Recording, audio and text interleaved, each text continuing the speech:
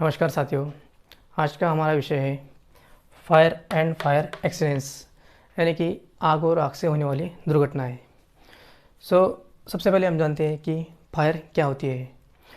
Fire यानी कि एक ऐसी प्रक्रिया जिसमें हमें 3 चीज़ों की ज़रूरत होती है, जिसमें ऑक्सीजन होता है यानी कि एयर होती है, दूसरा फ्यूल होता है और तीसरा हमारा इग्निशन सोर्स होता है। इन 3 चीज़ों को मिलाकर आग की उत्पत्ति होती है। एयर यानी कि ऑक्सीजन, जो कि हमारे आजू बाजू में चारों तरफ होता है। दूसरा आता है सोर्स ऑफ इग्निशन, जिसमें होता है कि हीट, किसी भी तरह की उष्णता, जैसे कि मान लो वर्कशॉप में कई जगह पे वेल्डिंग चल रहा हो, उससे स्पार्क जनरेट होती है, हीट जनरेट होती है। कहीं पे ग्राइंडिंग चल रहा हो, उससे स्पार्क और हीट जनरेट होती है। उसके बाद में इलेक्ट्रिक स्पार्क, मान लो कहीं पे कुछ इलेक्ट्रिक शॉर्ट सर्किट हो गया, सो उससे इलेक्ट्रिक स्पार्क जनरेट होते हैं।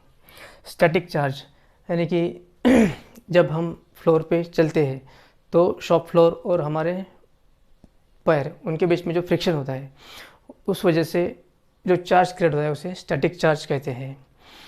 उसके बाद में आता है फ्यूल। फ्यूल में अगर देखा जाए तो फ्यूल 3 टाइप के होते हैं, सॉलिड, लिक्विड और गैस फॉर्म में। सॉलिड में जैसे कि हम देखते हैं पेपर होता है, कॉटन होता है, लकड़ियाँ होती है, ये सब जो है वो सॉलिड फ्यूल में आते हैं। उसके बाद में ऑयल, पेट्रोल, डीजल, ये जो है ये लिक्विड फ्यूल में आते हैं। और गैसेस जैसे कि एलपीजी है, मीथेन है, बायोगैस है, तो ये सारे जो गैसेस है वो गैस टाइप में आते हैं। उसके बाद में अगर देखा जाए सो जो भी फायर इलेक्ट्रिक शॉर्ट सर्किट की वजह से होती है उसको इलेक्ट्रिक फायर कहा जाता है।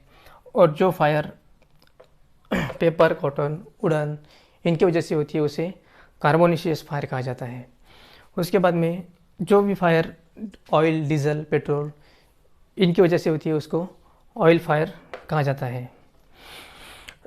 उसके बाद में अगर देखें कि फायर के होने के रीज़न्स क्या क्या होते हैं, कारण क्या क्या होते हैं, उसमें सबसे पहले आता है कि हमारे पास किसी चीज़ को करने का नॉलेज ना होना, किसी काम को करने का तरीका ना होना, उस वजह से फायर हो सकती है।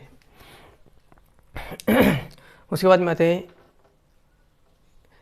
इरिस्पॉन्सिबिलिटी, यानी कि काम के प्रति जवाबदार ना होना, रिस्पॉन्सिबल ना होना।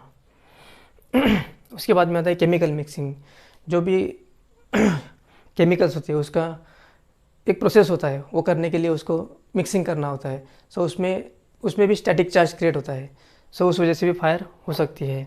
उसके बाद में वेल्डिंग, वर्कशॉप में कई जगह वेल्डिंग चल रहा होता है तो कई तरह के फ्यूल्स होते हैं, उनके आसपास होते हैं, उस वजह से भी फायर्स हो सकती है। इलेक्ट्रिक शॉर्ट सर्किट, कहीं पे इलेक्ट्रिक शॉर्ट सर्किट हो गया तो उससे भी फायर होती है। उसके बाद में ओवर कॉन्फिडेंट, किसी काम को लेकर हमारे अंदर ओवर कॉन्फिडेंट होता है, उससे भी आग लग सकती है। उसके बाद में अगर देखा जाए तो फायर से होने वाले लॉसेस क्या क्या होते हैं, तो जिस जगह पे फायर होती है वहाँ पे जो लोग काम कर रहे होते हैं उनको इंजरीज हो सकती है। उसके बाद में एनवायरनमेंट का लॉस होता है।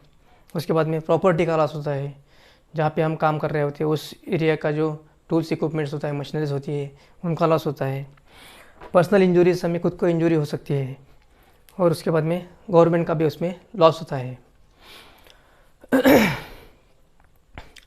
उसके बाद में जानते हैं कि आग ना लगे उसके लिए हमें क्या क्या सावधानियां बरतनी होती है।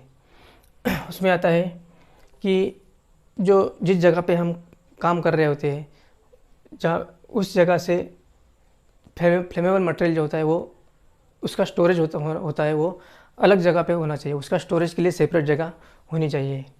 उसके बाद में वर्कशॉप में काम करते समय कभी भी स्मोकिंग नहीं करनी चाहिए।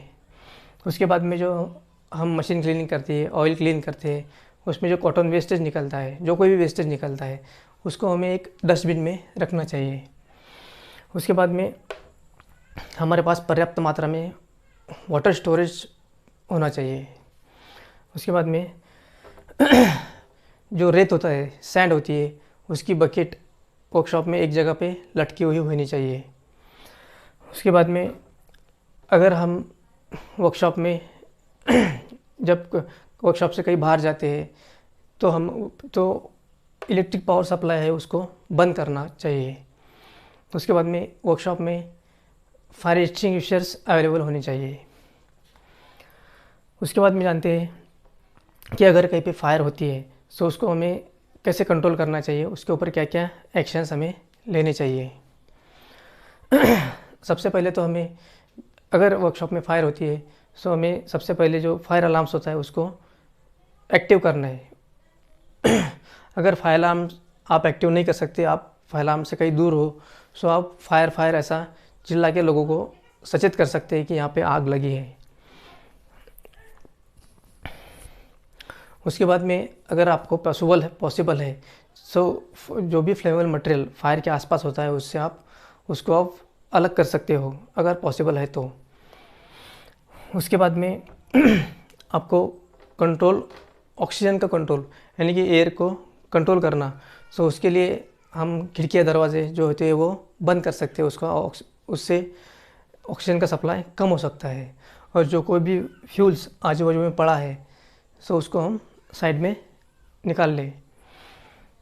उसके बाद में आप चाहो तो अगर आपको ट्रेनिंग है, आपको आता है, तो आप फायर एक्सटिंग्विशर का यूज़ कर सकते हैं।